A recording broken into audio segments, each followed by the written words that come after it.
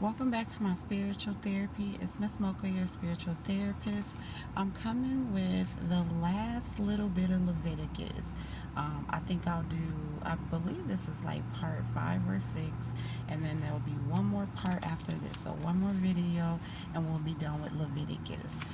So I'm reading out of, I started at I left off on the previous one. So this is basically the story behind the children of Israel when they had left Egypt and were in the wilderness for the 40 years before they got to their promised land. So Leviticus talked about all the laws, regulations, and ordinances concerning them that God was teaching them. And so chapter 21 talks about ordinances and rules for the priest. So I didn't, get into all that or write that down because not everybody are priests, are from that tribe. So you want to take some time to read it just to get a background on what the rules for the priests were.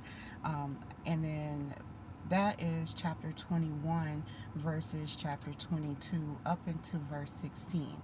Now, chapter 22, verse 17 talked about the acceptable and unacceptable offerings to the Lord and what kinds of animals to offer as a sacrifice and when to offer it and when to eat it, things like that for the people and for the priests. I believe it was for the priests, but it could have been for the people too. And so then we move over to chapter 23, where God talks to Moses and tells him to speak to the children of Israel.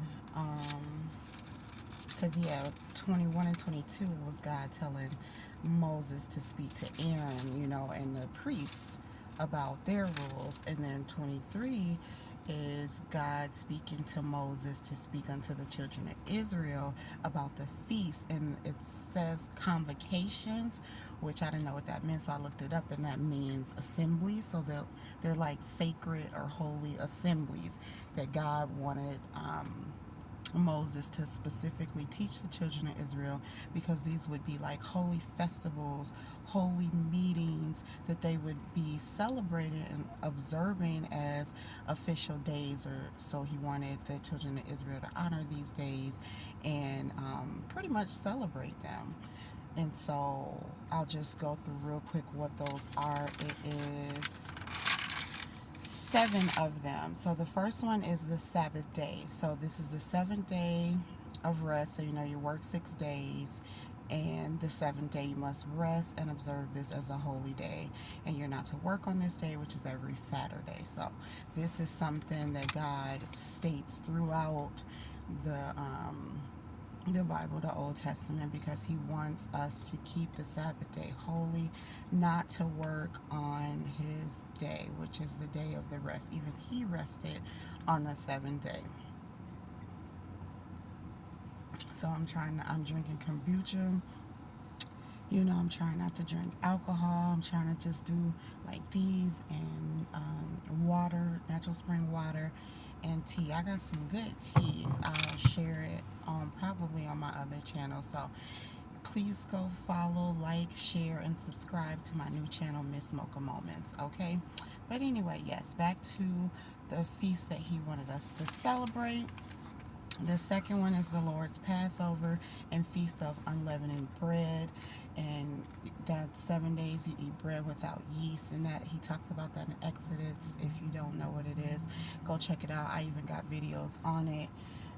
The third one is offering the first fruits. So it's basically when we get to the land, the promised land that God has given us, and we reap the harvest, then we bring the first grain to the priests for the Lord, so that they could bring it unto the Lord. So that's another celebration or like holy assembly he wants us to honor. And then the fourth one is the Festival of Weeks. And then the fifth one is the Festival of Trumpets.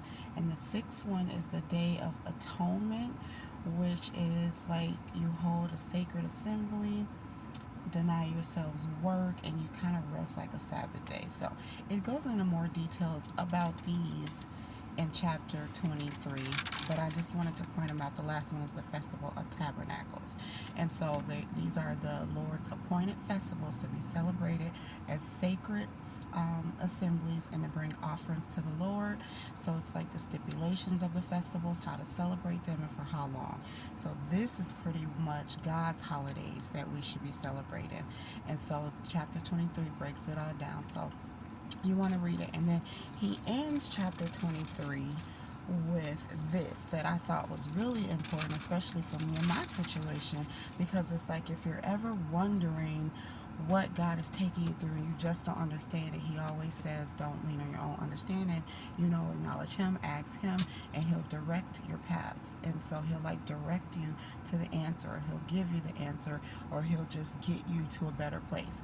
And so this must be my answer, because when I was reading it, I was like, are you serious? Serious, God? So I'll read it. Chapter of Leviticus, chapter 23, verses 42 through 47 talks about the children of Israel living in booths. So I'm like, what are booths? So I did my cross references for other versions, and I found out what booths is, but I'll read it. Verse, 42 to 44. Ye shall dwell in booths, so Booths, 7 days. All that are Israelites born shall dwell in booths, that your generations may know that I made the children of Israel to dwell in booths when I brought them out of the land of Egypt. I am the Lord your God. And Moses declared unto the children of Israel the feast of the Lord. And so when I cross-referenced the other versions of the Bible, I found out that booths meant shelters. So he's saying that we are to live in shelters 7 days, and all Israelites had to live in shelters. So while they were out there in the wilderness or whatever, before they got to their promised land, God made everyone live in shelters so that we'll always know that he brought us out of the land of Egypt and made us live in these shelters before we get to the promised land. So I'm looking at my situation like, okay, so this is considered like living in shelters, although I'm not actually in a shelter. It's still similar to it. It's not a home. It's like motels and, living out the car. So it's telling me that I'm at the end of my wilderness, the end of the 40 years, like I've said,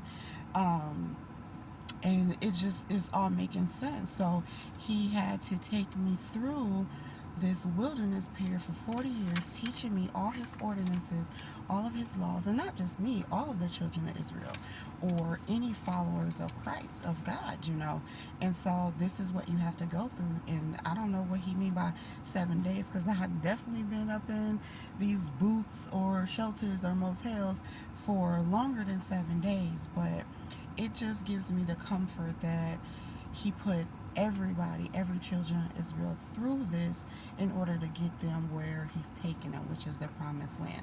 So this is why I wanted to read the Torah, so that I can get a better understanding of what I'm going through right now in this time, in this season. So yes, that's the part 5 or 6. I'm not sure what part I'm on, but it's one more part and we'll finish out Leviticus. So I just thought that was really interesting, and so I'm going to try to get in alignment with celebrating these feasts. I guess it's every year. It doesn't say it, but I know the Sabbath day is every week, every Saturday. So I'm going to get into celebrating these feasts instead of trying to celebrate the holidays. I'm still undecided on that, because the Bible doesn't say celebrate these holidays. It actually says don't be doing anything that the nations that you're living amongst are doing till you get to your promised land. So I'm still learning, trying to figure out what it is God wants for my life. But in reading, the first 5 books so far, he's given me a lot of information. And so far, he's letting me know what I have to go through, why I have to go through it. But the outcome is going to be so great, so grand, that I'm going to get to my promised land. So again, we're almost done with Leviticus. This is the story behind the children of Israel from Egypt, from the bondage, from the slavery, from the abuse, from the cruelty, into the wilderness for 40 years to learn, to heal, to be guided, directed, taught by God through Moses and Aaron. And, you know, they built the sanctuary, they appointed and they appointed the priests, sanctified the holy place so that they could approach God in a sanctuary. He gives the rules for all of that and how to, how to bring offerings to Him, how to serve Him, what to do when they get to the Promised Land. So it's a lot of information between Exodus and Leviticus, and I'm sure it's even more coming in the last two. But we'll get there slowly but surely. We'll get there. So we'll finish up Leviticus and then we'll move on. So okay, as always, thank you for listening.